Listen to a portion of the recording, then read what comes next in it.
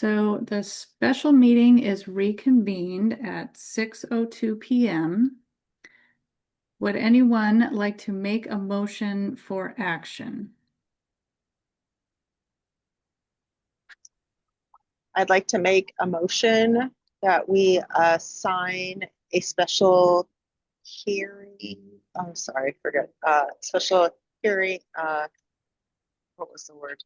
Officer. Thank you. Sorry. A special hearings officer to hear the appeal that has been put before the board, and the decision would be made by the president, who the person who's assigned to hear the appeal. There's a second. Second. Okay. Discussion.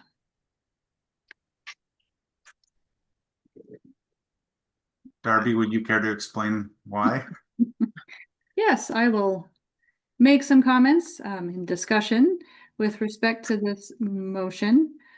So the motion to designate an independent hearing officer to hear an upcoming appeal on the board's behalf is important because of the nature and the parties involved in this upcoming appeal and the importance of the fairness doctrine that school boards are required to align with to ensure that not only in practicality, but also in appearance, that fairness is presumed above all else, if you will.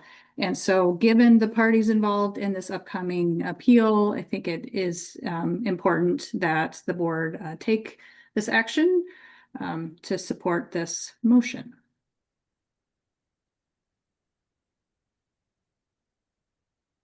I've often wondered about this role that school board members have in terms of the appeals.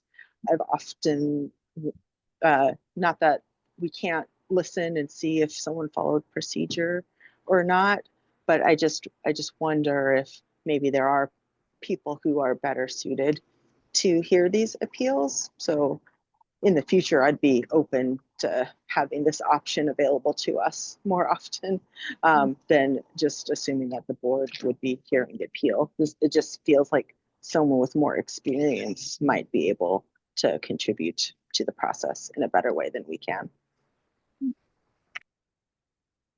Do either of you know, is there any WASDA policy for independent hearing people or anything? Is there any kind of, there's other school districts that have policy around this. Are we aware of any kind of example policy that's out there by WASDA or otherwise? We could ask about what policies might be more likely related to having a hearings officer, versus other policies that have appeals up to the board. We could ask that question.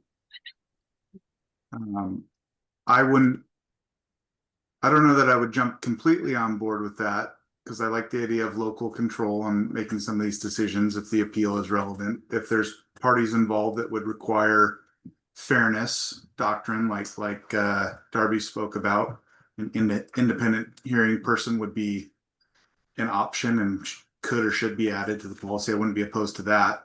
But I do like the idea of the board keeping local control on most of those appeal hearings where they may not be directly. I don't know that it's a question of local control, because we are choosing when to use a hearings officer. That is not how I look at it. It is just having the choice, I think. And so you asked if WASDA had model policy. It's within our control to decide whether to adopt that or not, and what policies those were associated with.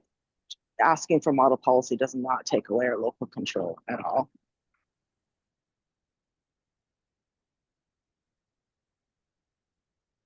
All right, any further discussion? Okay, so I will call the question and go back here. All those in favor of designating an independent hearing officer to hear an upcoming appeal on the board's behalf to be selected, designated by the board president or designee, please signify by saying aye. Aye. Any opposed? All right. Motion passes. Thank you very much. And with no further business coming before the board, this special meeting is adjourned at 6:07 p.m.